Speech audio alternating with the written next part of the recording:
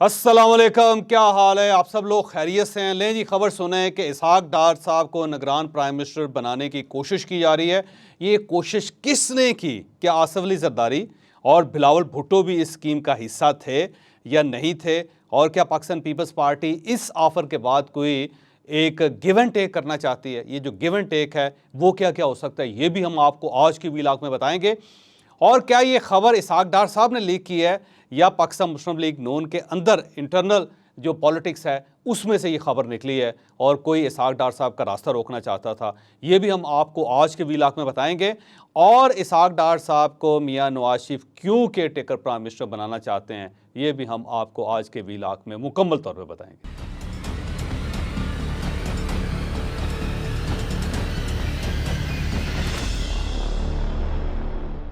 पहला इशू यह है कि इसहाक डार साहब को मियां नवाज शरीफ साहब केयर टेकर प्राइम मिनिस्टर क्यों बनाना चाहते हैं। इसकी दो बड़ी वजूहात हैं। पहली वजह तो यह है कि मियां नवाज शरीफ साहब को यह यकीन नहीं है कि जो केयर टेकर प्राइम मिनिस्टर आएगा वो वक्त पे इलेक्शन करवा देगा, क्योंकि पाकिस्तान मुस्लिम लीग नून के अंदर एक खौफ है। और खौफ यह है कि जो ही हमारी हुकूमत ख़त्म होगी तो उसके बाद एक केयर टेकर प्राइम मिनिस्टर आएगा, और वो केयर टेकर प्राइम मिनिस्टर अगर टेक्नोक्रेट हुआ, अगर उसका ताल्लुक इकनॉमिक अफेयर्स के साथ हुआ, जैसे हफीज़ शेख साहब हैं या फिर रज़ा बाकर साहब हैं या फिर हफीज़ पाशा साहब हैं या इस टाइप के लोग जितने भी हैं, और अगर वो आ गया और उसकी कांटी अगर IMF के साथ ठीक हो गई तो फिर ये वक्त पे इलेक्शन नहीं करवाएंगे, बल्कि एक पुराना फार्मूला है कि केयर टेकर्स की गवर्नमेंट हो 3 साल के लिए और वो गवर्नमेंट इकनॉमिक इश्यूज़ को स्ट्रीमलाइन करे और उसके बाद जाके फिर दोबारा पाकिस्तान जमहूरियत की तरफ जाए। तो एक ख्याल पाया जाता है इस गवर्नमेंट के अंदर कि कहीं वो वक्त आ तो नहीं गया कि ये सारा सिस्टम जो है वो ख़त्म हो गया, उसके बाद एक केयर टेकर आ गए प्राइम मिनिस्टर और केयर टेकर गवर्नमेंट आ गई और केयर टेकर गवर्नमेंट ने बाहर एग्रीमेंट्स करने शुरू कर दिए, मामला ठीक कर लिए, तो फिर अगले इलेक्शन जो हैं वो 2-3-4 साल के बाद ही हो सकेंगे, फिर वो जल्दी नहीं हो सकेंगे। तो इसलिए मियां नवाज शरीफ साहब ये चाहते हैं कि कोई ऐसा बंदा हो कि जो इनका इंतहाई करीबी हो और एक ऐसा इंतहाई करीबी आदमी हो जो इनकी पीठ पे छुरा ना घूम सके। अब सवाल यह है कि पार्टी के अंदर और बहुत सारे लोग हैं, जैसे शायद काकान अब्बासी साहब हैं, ख्वाजा आसिफ साहब हैं, ख्वाजा साद रफ़ीक साहब हैं, एहसन इकबाल साहब हैं, अयाज सादिक साहब हैं, राना तनवीर साहब हैं। एक लंबी कितार है, एक लंबी फहरिस्त है जिनमें से मियां नवाज शरीफ साहब किसी को इस काम के लिए सिलेक्ट कर सकते थे। तो उनमें से किसी के ऊपर हाथ क्यों नहीं रखा जा रहा, उनमें से किसी को सिलेक्ट क्यों नहीं किया जा रहा? उसकी मेन वजह यह है कि मियां नवाज शरीफ साहब का ख्याल ये है कि कोई भी शख्स जब आएगा तो उसको अगर इस्टेब्लिशमेंट की तरफ से थपकी मिल गई या दूसरी पार्टीज़ ने उसको सब्ज़ बाग दिखा दिया तो फिर वो चाहेगा कि इस सिलसिले को दराज कर दिया जाए। फिर इस गवर्नमेंट को इतनी जल्दी ख़त्म नहीं होना चाहिए, क्योंकि ज़ाहिर है जब आदमी घोड़े पे बैठ जाता है तो उसका दिल नहीं करता कि वो जल्दी जल्दी उतर जाए। जबकि इसहाक डार साहब जो हैं उनकी कोई कॉन्स्टिट्यूंसी नहीं है, नून लीग या मियां नवाज शरीफ साहब के बगैर वो सेनेटर भी मुंतखब नहीं हो सकते, फिर वो इनके रिश्तेदार भी हैं और रिश्ता भी बड़ा ऐसा है कि जिसमें ज़ाहिर इसहाक डार साहब कोई रिस्क नहीं ले सकते कि वो मियां नवाज शरीफ साहब का साथ छोड़ें। तो इसलिए इसहाक डार साहब जो हैं उनको अगर केयर टेकर प्राइम मिनिस्टर बना दिया जाता है तो एक इंश्योरेंस होगी कि वो वक्त पे इलेक्शन करवा देंगे। तो इसलिए मियां नवाज शरीफ साहब चाहते हैं कि इसहाक डार साहब को प्राइम मिनिस्टर बना दिया जाए। अब सवाल ये कि क्या ये थाट वाकई सीरियस है या फिर ये सुनी सुनाई बात है? तो इनर सर्कल हैं पाकिस्तान मुस्लिम लीग नून के और इसके बाद पाकिस्तान पीपल्स पार्टी के, वो दोनों ये क्लेम करते हैं कि ये मूवमेंट या ये मूव जो है ये सीरियस है। इसमें 4 लोग हैं पाकिस्तान मुस्लिम लीग नून के जिनके दरमियान ये फैसला हुआ। फिर उसके बाद पाकिस्तान पीपल्स पार्टी की क़यादत को भी इसमें एतमाद में लिया गया और उसके बाद कुछ लोगों का कहना यह है कि एस्टैब्लिशमेंट से भी कॉन्सेंट ले ली गई और उन्होंने भी कहा कि ठीक है, अगर इसहाक डार साहब आप बनाना चाहते हैं और वो बन जाते हैं तो हमारा क्या है उसमें जाता है, तो आप उनको बना लें। और इस दौरान जब मियां नवाज शरीफ साहब दुबई में भी हैं, सऊदी अरेबिया में भी हैं, तो वहाँ से भी पूछा गया, बल्कि UAE की तरफ से तो ये कहा गया कि इसहाक डार बड़े सूटेबल कैंडिडेट हैं, क्योंकि वो जब होंगे तो जो एग्रीमेंट इस वक्त अंडर प्रोसेस है वो भी होते रहेंगे। फिर इसके लिए आइन के अंदर या कानून के अंदर एक तरमीम की जा रही है। इलेक्शन एक्ट 2017 जो है उसके अंदर कुछ प्रोविजंस हैं कि कुछ ऐसे काम हैं जो केयर टेकर गवर्नमेंट कर सकती है और कुछ ऐसे काम हैं जो केयर टेकर गवर्नमेंट नहीं कर सकती। मसलन केयर टेकर प्राइम मिनिस्टर या केयर टेकर कैबिनेट जो है वो इंटरनेशनल एग्रीमेंट्स नहीं कर सकती, ना वो किसी मुल्क के साथ कर सकती है, ना ही वो किसी इंटरनेशनल बॉडी के साथ कर सकती है।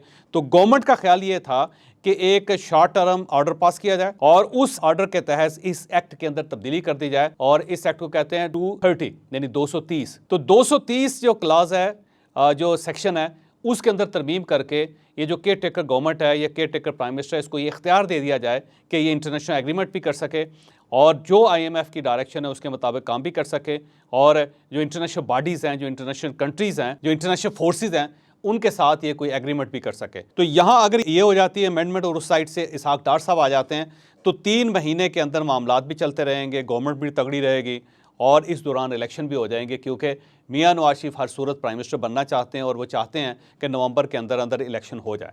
तो इसलिए मियां नवाज शरीफ साहब की तरफ से ये मूवमेंट की गई और इस मूव को पाकिस्तान पीपल्स पार्टी की तरफ से भी, अंदरूनी सर्कल ये कहते हैं कि उनकी तरफ से भी इजाज़त मिल गई। अब सवाल यह है कि पाकिस्तान पीपल्स पार्टी ज़ाहिर कुछ दे रही है तो कुछ लेगी भी। तो 2 चीज़ों के बारे में कहा जा रहा है कि पाकिस्तान पीपल्स पार्टी की तरफ से मुतालबे हैं। पहला मुतालबा तो ये है कि सिंध के अंदर जो उनकी अगली गवर्नमेंट होगी वो भी पाकिस्तान पीपल्स पार्टी की होगी। चीफ मिनिस्टर सिंध के अंदर जो है वो इंश्योर किया जाएगा कि वो पाकिस्तान पीपल्स पार्टी को होगा। और दूसरा, वफाक के अंदर जो नई गवर्नमेंट बनेगी उसमें डिप्टी प्राइम मिनिस्टर जो है वो होंगे पाकिस्तान पीपल्स पार्टी के। तो पाकिस्तान पीपल्स पार्टी की तरफ से या राजा परवेज़ अशरफ हैं, या फिर यूसुफ रज़ा गिलानी साहब हैं, या फिर 2 और लोग हैं जो आसिफ अली ज़रदारी साहब के बहुत करीब हैं, उनमें से किसी एक शख्स को डिप्टी प्राइम मिनिस्टर बनाया जाए। और ये आम ख्याल ये था कि ये डील हो जाएगी, लेकिन फिर ये पता चला कि डील अब मैच्योर नहीं हो रही, जिसकी वजह से पाकिस्तान पीपल्स पार्टी चंद कदम पीछे हट गई।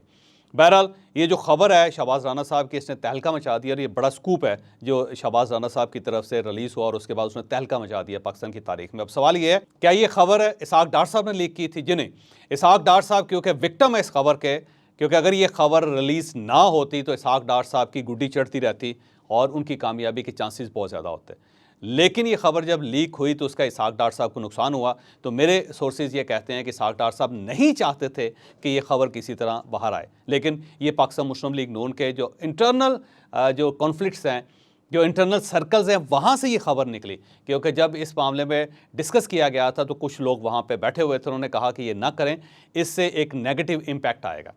और वो लोग जो वहाँ पे बैठे हुए थे वो इसहाक डार साहब से बहुत ज़्यादा खुश नहीं है, उनकी इसहाक डार साहब के साथ को बाकायदा लड़ाई है और उन्होंने ये खबर फिर आहिस्ता आहिस्ता बाहर लीक कर दी और वहाँ से होती हुई ये मुख्तलिफ जर्नलिस्टों तक पहुँची और ये मामला आगे निकल गए।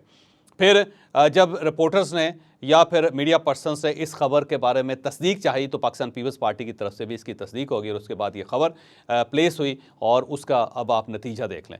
तो इसहाक डार साहब इस खबर के विक्टिम हैं, इसके बेनिफिशियरी नहीं है, क्योंकि अगर इनके कोई कामयाबी के चांसेस थे भी तो इस खबर के बाद वो चांसेस कम हो गए। अब क्योंकि डिबेट शुरू हो गई है और इस डिबेट पे ज़ाहिर है इसहाक डार साहब को खासा कंप्रोमाइज़ करना पड़ेगा। अब सवाल ये है कि अगर इसहाक डार साहब प्राइम मिनिस्टर बन जाते हैं तो क्या होगा? पहली बात तो ये है कि आइन के मुताबिक कोई भी शख्स केयर टेकर प्राइम मिनिस्टर बन सकता है, बस उसकी कुछ कंडीशंस हैं और उन कंडीशंस में एक ये है कि वो इलेक्शन नहीं लड़ सकता। दूसरा ये है कि अगर जो नई गवर्नमेंट बनेगी उसके अंदर कोई पोर्टफोलियो नहीं ले सकता। तो इसहाक डार साहब इसके लिए फिट हैं, क्योंकि इलेक्शन इन्होंने पहले भी नहीं लड़ा था, ये इलेक्शन अब भी नहीं लड़ना चाहते और ये इलेक्शन फ्यूचर में भी नहीं लड़ेंगे। बाकी रह गया कि क्या ये मिनिस्टर बनेंगे उसके बाद या नहीं बनेंगे। तो इसहाक डार साहब अब मिनिस्टर नहीं बनना चाहते। इसहाक डार की नज़र एक और पोजीशन जिसके ऊपर है, इसहाक डार साहब ये चाहते हैं कि मार्च के अंदर जब सेनेट के इलेक्शन हो तो इन्हें चेयरमैन सेनेट बना दिया जाए। तो इसहाक डार साहब आने वाले दिनों में मिनिस्ट्री नहीं लेंगे अगर ये केयर टेकर प्राइम मिनिस्टर बन जाते हैं तो, और उसके बाद फिर ये चेयरमैन सेनेट होंगे मार्च के अंदर। तो उनकी नज़र जो है वो चेयरमैन सेनेट की पोजीशन पे है, क्योंकि चेयरमैन सेनेट जो है वो प्रेसिडेंट ऑफ पाकिस्तान की गैर मौजूदगी में कायम मुकाम सदर भी होता है और वो पोजीशन तगड़ी भी बहुत है।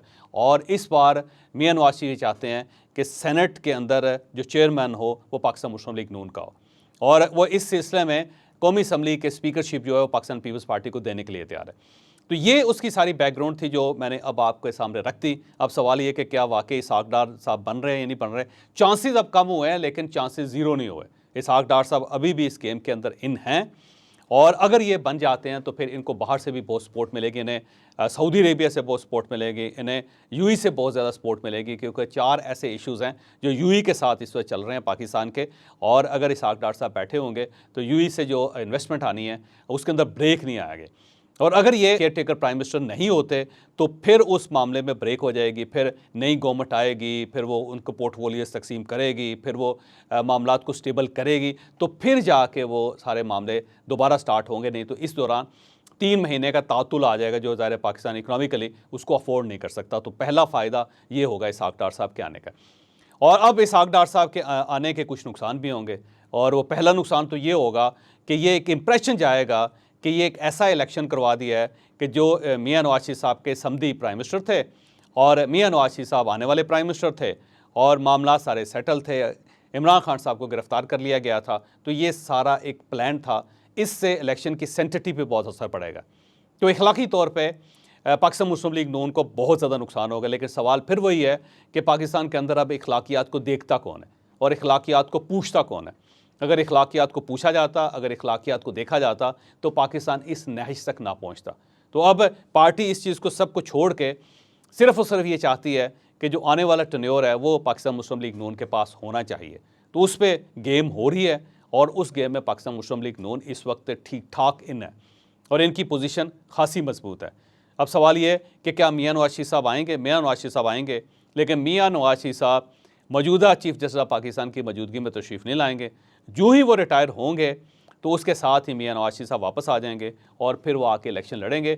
और पार्टी की पूरी कोशिश है कि अगली बार भी प्राइम मिनिस्टर मियां नवाज शरीफ ही हों और मियां शहबाज शरीफ साहब को वापस पंजाब भेज दिया जाए, वो चीफ मिनिस्टर पंजाब हों। मियां नवाज शरीफ साहब जो हैं वो प्राइम मिनिस्टर हों पाकिस्तान के। तो पार्टी की तरफ से ये कहा जा रहा है। लेकिन यहाँ पे कुछ और मामलात भी हैं जिसका जिक्र अब आना शुरू हो गया और आने वाले दिनों में वो बार बार इसको पॉइंट आउट किया जाएगा, इसको बढ़ाया जाएगा।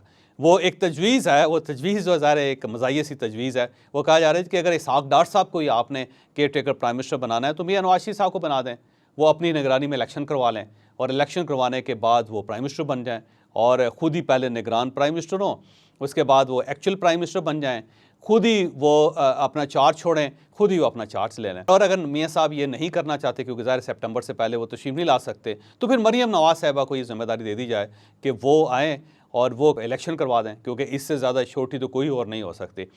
अब इस टाइप की बातें भी ज़ाहिर अब ज़ेरे गर्दिश हैं और आने वाले दिनों में इसके ऊपर ख़ासी मीम्स भी बनेंगी और ख़ासी बातें भी की जाएंगी। लेकिन यहाँ पे मैं आपको ये बता दूँ कि इमरान खान साहब को इस खबर के बाद ख़ासी तकलीफ़ हुई और उन्होंने ये कहना शुरू कर दिया कि ये हो क्या रहा है इस मुल्क के अंदर और ये जंगल का कानून है।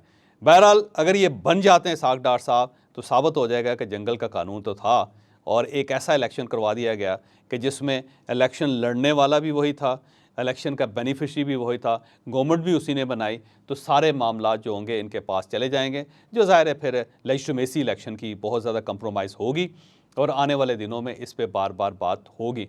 तो इसहाक डार साहब को मैं अपनी तरफ से मुबारकबाद पेश कर देता हूँ क्योंकि इनके चांसेस आज भी मौजूद हैं।